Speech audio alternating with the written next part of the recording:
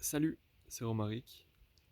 Dans cette vidéo, j'ai envie de parler concrètement des barrages et de comment ça peut sauver un terrain sinistré. Ça peut accélérer le processus de succession écologique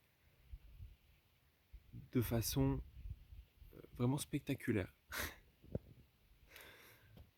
Je me trouve ici sur mon terrain, dans les Hautes-Alpes, sur les Marnes. Alors les Marnes, attention ça va tourner, c'est des pentes comme ça là, euh, sur lequel il y a finalement beaucoup d'érosion, sur lequel il n'y a pas beaucoup de sol organique. C'est tout de suite sur du minéral qui explose en petites pierres et ensuite emporté par l'eau lorsqu'ils deviennent vraiment petits, que ça fait des copeaux comme ça. Donc, un terrain challengeant. D'autant qu'il est immense, bien plus que, je pense, un humain peut s'occuper.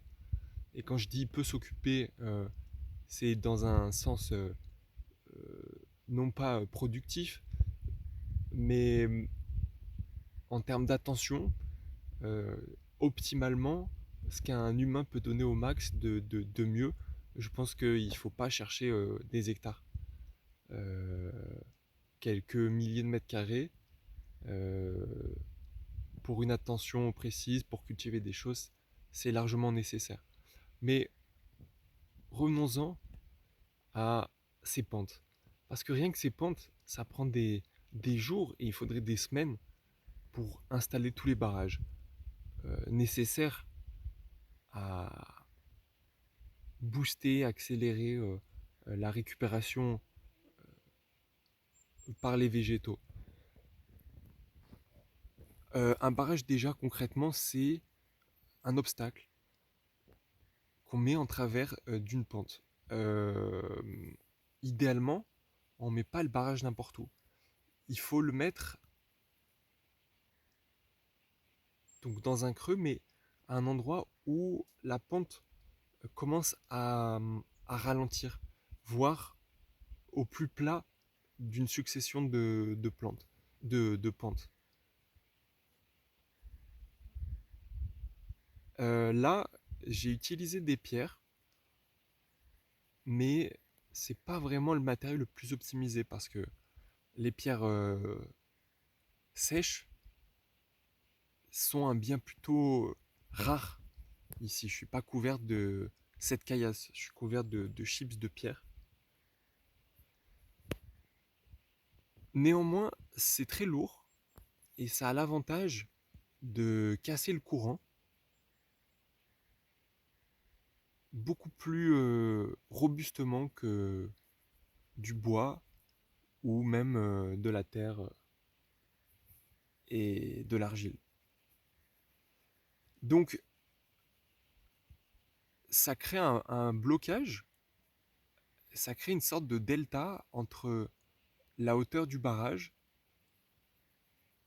le bas de la pente initiale, et sur ce volume euh, qu'on va appeler captation, se dépose avec les intempéries notamment, mais aussi avec le vent dans une certaine mesure, mais c'est vraiment beaucoup moins marquant à mon sens, en tout cas ici.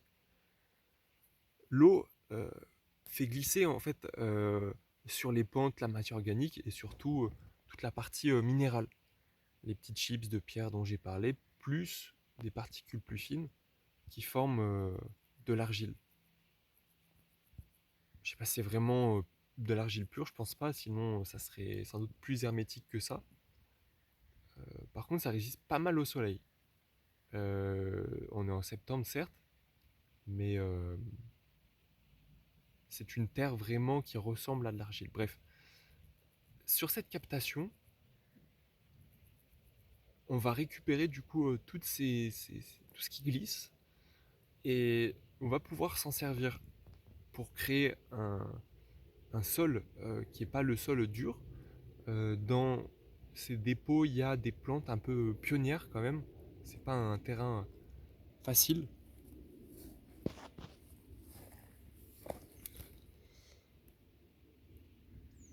Et on va aussi pouvoir stocker de l'humidité. Parce que plus il y a de profondeur, et plus il y a de l'eau qui rentre, qui est présente localement. Plus profondément, ça veut dire aussi des racines plus profondes. Voilà. Une fois qu'il y a les racines, les barrages, ils sont sécurisés. En tout cas sur leur niveau. Par contre, c'est vrai que au bout d'un moment, la captation, elle est remplie. Et là, c'est dangereux. Parce que l'eau, elle cherche à s'écouler forcément, attirée par la gravité. Et du coup, elle va chercher un chemin, l'endroit où le barrage est le plus bas ou le plus faible. Et elle va percer et elle va quand même créer une érosion le long du truc. Donc ça peut être dangereux pour un barrage de, de, de déborder. Je donnerai des références. Je vais commencer là. J'ai regardé hier, pas plus tard que hier, la vidéo de Geoff Lawton et sur l'inondation centenaire qu'a subi la région dans laquelle il vit en Australie et comment son terrain a reçu euh, cette eau. Et on voit des barrages qui sont à une toute autre échelle que les miens.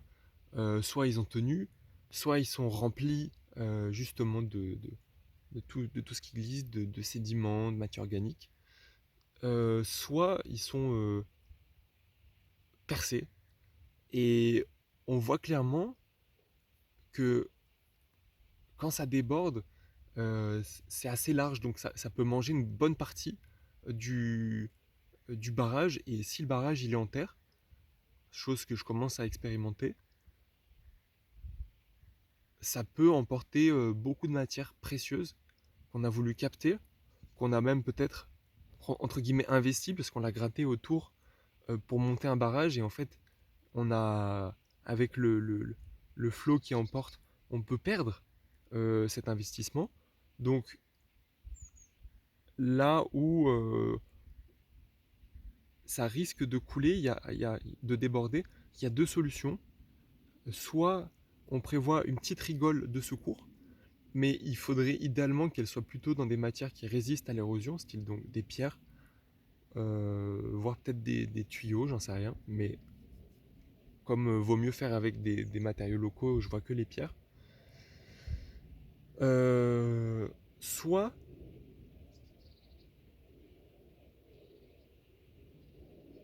il faut... Ouais, non, je pense que c'est la seule solution. Voilà, donc faut être vigilant avec les barrages.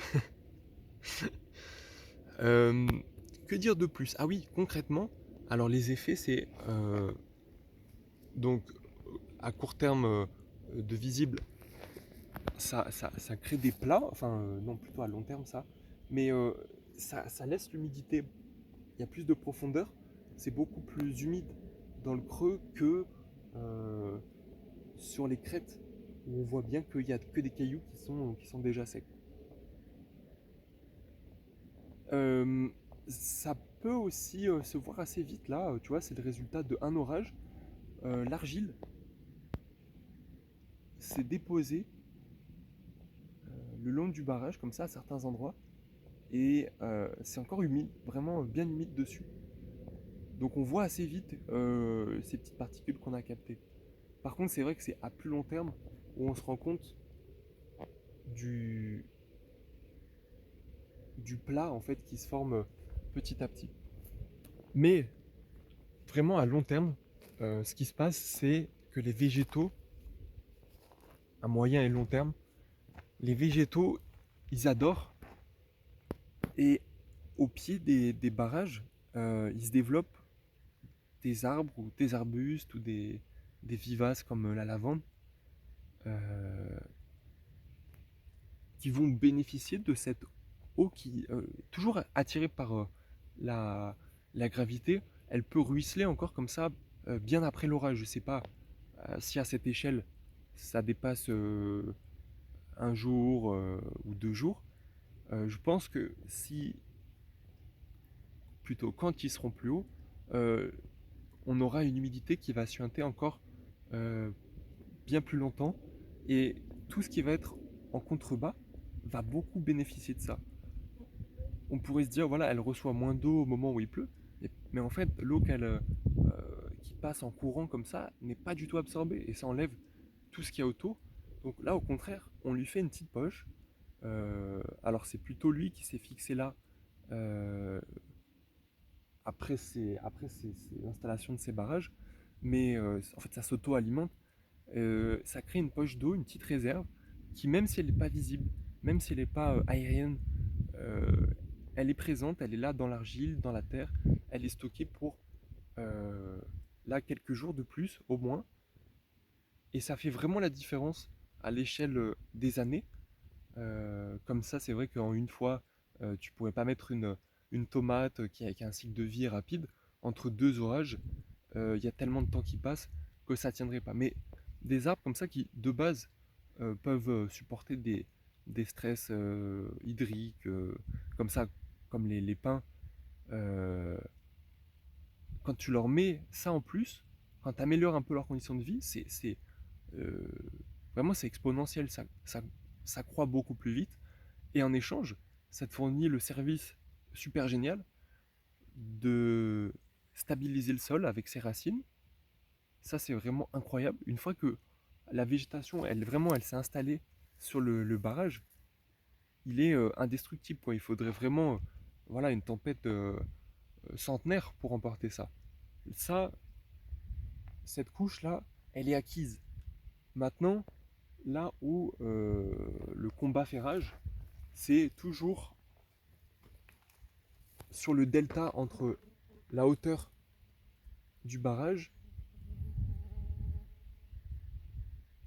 et la hauteur du plat derrière. Donc là, euh, c'est un barrage que j'ai monté cette semaine, mais qui a déjà été emporté en partie euh, par la pluie. Après, je l'ai monté pendant l'orage lundi, et il y a eu un autre orage mercredi soir. Donc c'était pas forcément la meilleure terre. Je vais peut-être essayer de repiocher un peu pour refaire une rigole et remonter cette terre là-dessus. Je suis moins inquiet de me dire, voilà, si les sédiments s'en vont, c'est pas perdu, il y a encore plusieurs, plusieurs barrages, surtout sur des plats. Alors ça c'est top, ça ralentit beaucoup et ça capte, ça fait un plus grand volume captable. Euh, donc c'est pas grave si ça, enfin si c'est grave, je veux éviter que mon sol il descende, mais c'est pas dramatique, c'est pas perdu euh, sur la globalité de la pente. Maintenant, mon but c'est quand même voilà, d'avoir des successions de plats comme ça. Euh, des fois, il y a des végétaux qui ont le temps même de pousser dans la captation, mais malheureusement, je les laisse pas toujours parce que le but aussi de la captation, c'est en fait de récupérer ces matériaux qui sont pas des pierres, donc qui sont pas lourdes à transporter, qui sont pas rares. C'est l'espèce de glaise, voilà, qui va s'accumuler au fond. Ça me paraît précieux. Et du coup, je fais des expériences justement pour recouvrir, pour remonter les barrages avec ça. Et ça me paraît plutôt efficace. Voilà, donc bon, bah bien sûr, c'est à la fois en termes de main-d'œuvre et à la fois en termes de temps de croissance, etc. euh, c'est un travail de plusieurs années, voire de plusieurs décennies. Mais ça a l'avantage, un, de pas être fait de tâches vraiment très compliquées. On peut faire, voilà, un peu comme ça quand on veut. Euh, Ça nécessite pas de beaucoup de matériel. Moi j'ai une pioche et une binette et des gants. C'est aussi vachement pratique parce que dès que on en fait un, il y a des effets, je vais pas dire immédiats, au contraire, il y a des effets concrets, mais à plus ou moins long terme, qui vont se manifester obligatoirement. Même une pierre en travers, ça a des effets cumulés qui sont déterminants, qui peuvent permettre à un arbuste de s'installer, et à partir de là, c'est c'est gagné, c'est enclenché. Voilà, donc petit feedback sur les barrages. On verra dans encore 5 ans si c'est plus vert. Là, j'avoue que j'ai un peu accéléré le rythme, donc je pense que ça peut se concrétiser un peu plus rapidement que par le passé. Mais voilà, on est toujours dépendant de la pluie, des orages et du fait que les barrages tiennent. Et ça, c'est pas gagné. Et il faut essayer de ne pas faire plus de mal en essayant de faire du bien. Euh, voilà, donc après, moi, ça, c'est des expériences. Je lis des bouquins, je regarde des vidéos. Je pense que je fais encore beaucoup d'erreurs. Peut-être que même ces expériences sur les barrages anglaises, en- c'est une mauvaise idée. Je sais pas. Je suis prêt à faire le pari. Non, je fais pas de pari, mais je suis prêt à. J'ai tenté l'expérience et autant, voilà, si ça marche pas, je ferai du feedback dessus aussi.